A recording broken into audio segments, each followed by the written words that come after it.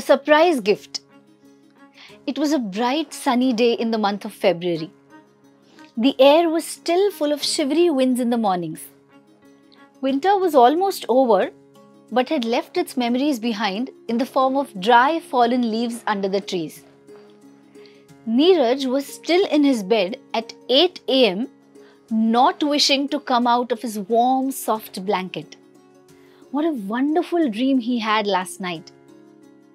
He was crossing a river full of white pebbles and roaring waters. He and his best friend Aman were trying to row their boats in those overpowering waves. Suddenly they came across a beautiful island. As they stepped on the island, they heard a soft but catchy tune being played on the harp.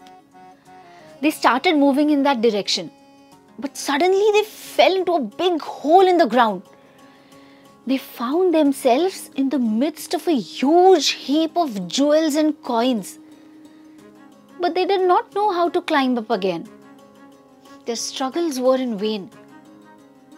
Suddenly a voice was heard. I will tell you the secret of coming out. As they waited to hear more, there was a loud noise and Neeraj woke up. It was his father sneezing loudly. Neeraj wished he had heard that secret and muttered to himself that his dad always interfered in everything. At the same moment, Vilas Rao, Neeraj's father, entered the room and said in a sharp voice, Neeraj, this is no time to be in the bed. It's almost 8 a.m.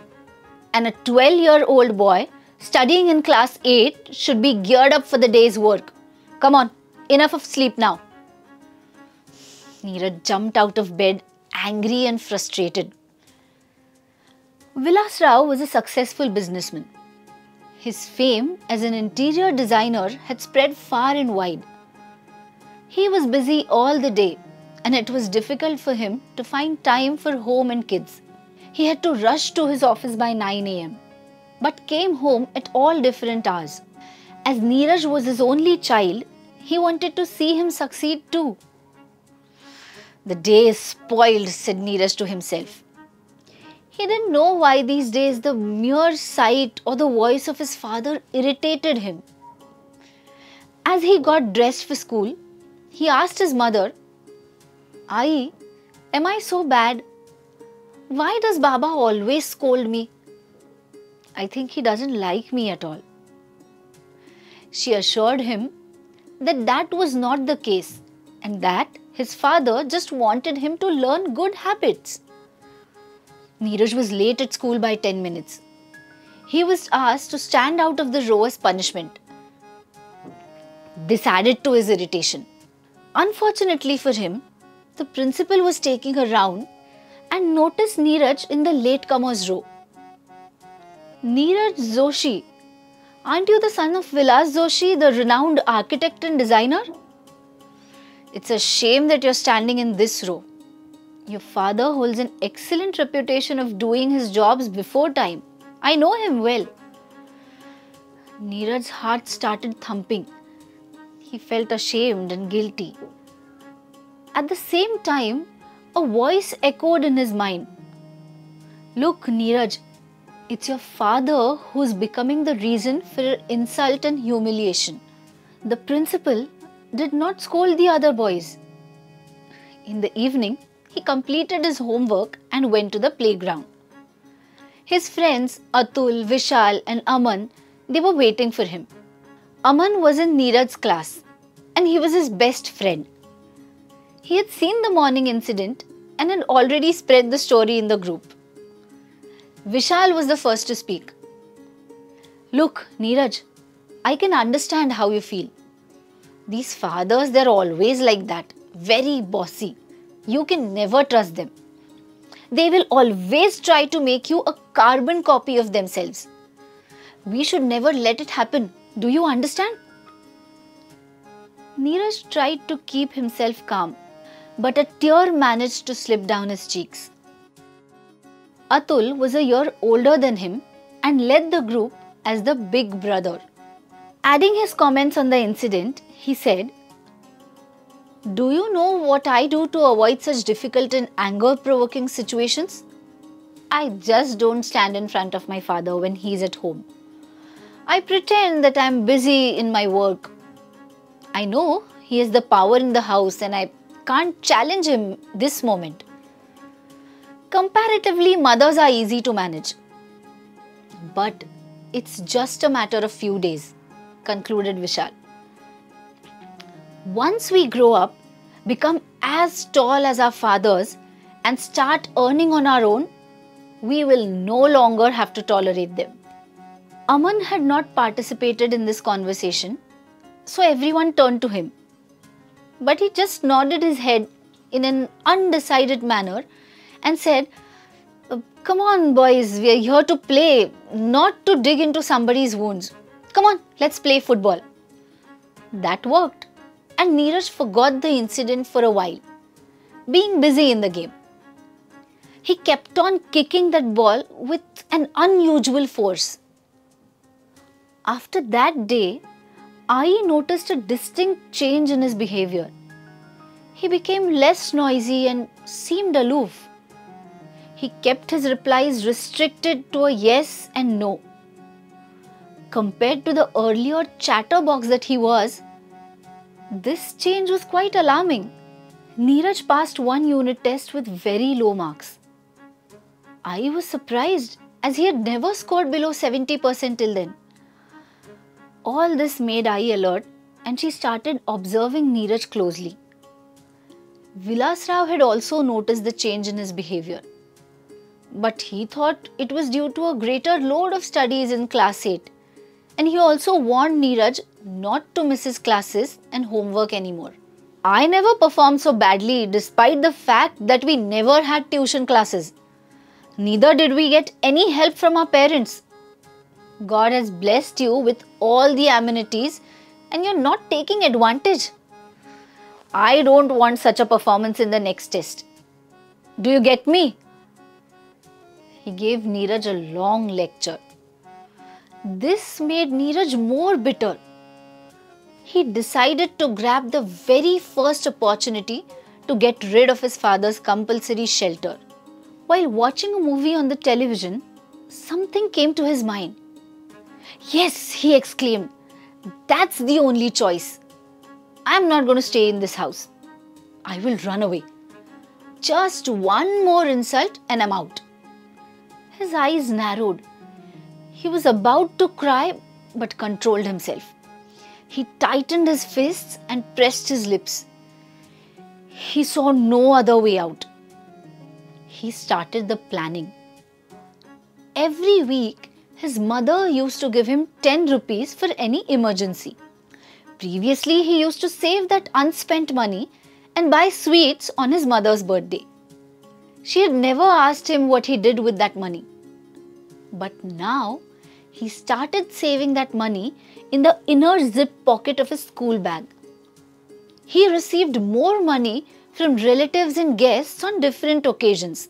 His communication with his father almost came to a standstill. I was worried but did not understand what to do. Neeraj trusted Aman deeply and talked to him about the misery he was experiencing. Aman gave him a patient listening but did not make any comment. He was a thoughtful child. Neeraj always shared all his secrets with him. "Aman, I still remember that dream. It means that I have to leave this place. Only then will I get what I want," he said. Aman just shook his head from left to right and said in a low, sharp voice, "I can understand you, Neeraj. But think twice before doing anything hastily. I am always with you, take it from me." Neeraj thought that Aman was scared of running away. He decided to leave the house on Saturday as his father returned home late that day. He gathered a few pair of trousers and shirts in his rucksack, dumped a packet of biscuits in it with his saved treasure of 150 rupees. I was busy cooking dinner. Neeraj lifted his sack, looked at the rooms again and again. He was extremely emotional. But he had decided. No more fatherly pressures hereafter, he whispered to himself. As he was about to step out, the telephone rang. I shouted from the kitchen, telling him to pick it up. Neeraj hesitated near the door and then slowly approached the phone. He picked up the receiver and said, Neeraj Joshi here. Neeraj, where is your mother? The voice at the other end almost screamed in distress. I am Bhalu Kaka. Where is your mother? Call her. What has happened? Neeraj froze. Neeraj, your father met with a small accident while going back home. We are rushing him to the hospital. You know Nachiket Hospital. It's just at the next crossing, right? Hurry up. Neeraj was shocked. Is he okay? He tried to control his voice.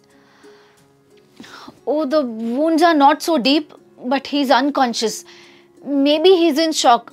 Tell your mother not to worry, but rush to the hospital, okay? Neeraj was stunned. He could not think straight. Ultimately, he pulled himself up and called Ai. He explained the situation to her and said, I am rushing to the hospital with Aman. You join us immediately. He picked his rucksack and ran to Aman. Both of them reached the hospital within 15 minutes. Vilas Rao had already been taken to the operation theatre for a minor surgery. Neeraj and Aman sat outside the theatre with Bhalu Kaka, Vilas Rao's partner. How did it happen, Kaka? Aman asked. Kaka was a bit relaxed as the doctors had told him it wasn't very serious. He smiled and said, Oh, it's a long story. You're a lucky boy, Neeraj. I wish I had a father like yours.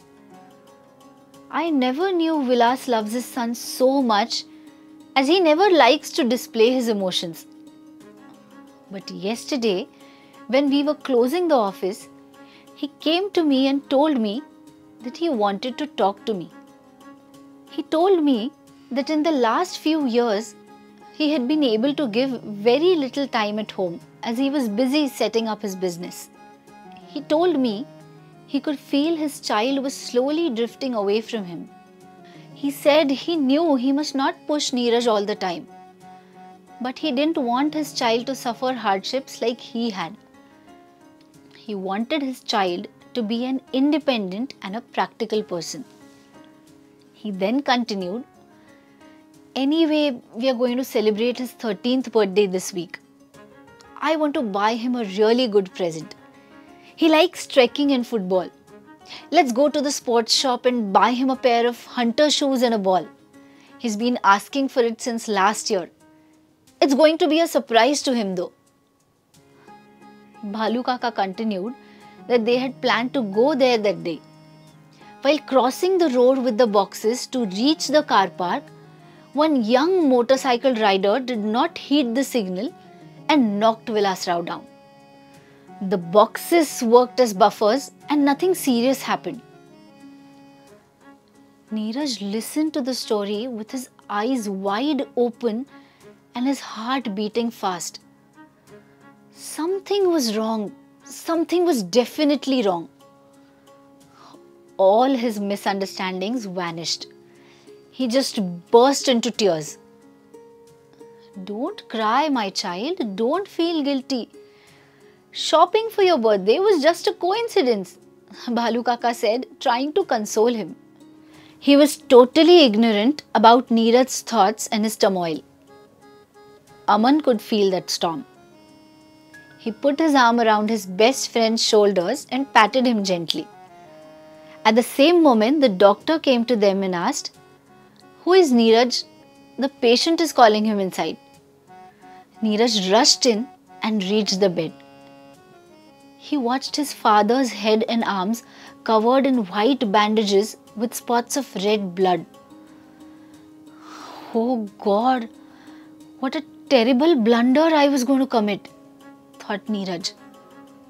He placed his trembling hand in his father's pale but strong palm. Baba, I'll never do it again. I promise you I'll never do it again, he murmured. Baba was looking at him with loving and peaceful eyes. I watched the scene from the door with sheer surprise on her face. Aman smiled and nodded his head in approval.